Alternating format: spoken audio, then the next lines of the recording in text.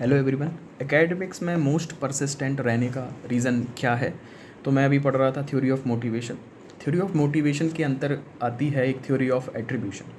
Theory of attribution कहती है 4 factor होते हैं जो हमारी एजुकेशन टास्क करने में या फिर एजुकेशनल मोटिवेशन को बनाए रखने में इम्पैक्ट करते हैं, इन्फ्लुएंस करते हैं।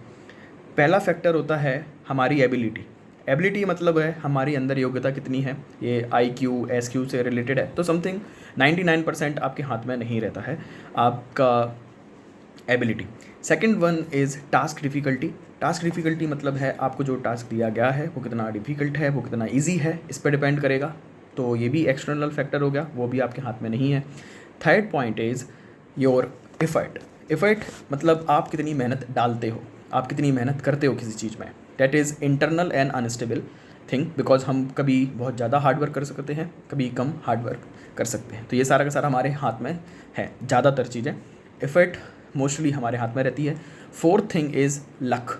Luck is something which is external, जो हमारे हाथ में नहीं होती हैं। कुछ चीज़ें हम समझ नहीं पाते हैं या फिर जो हमारे लिए फेवर नहीं करती हैं।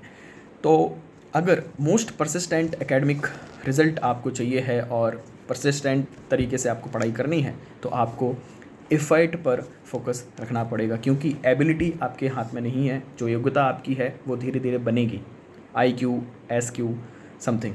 Second is task difficulty. आप किसी भी एग्ज़ाम में दे रहे हो, वो डिफ़िकल्ट है तो है, वो आपके हाथ में नहीं है।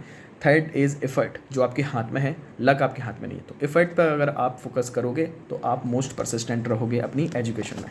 Thank you so much.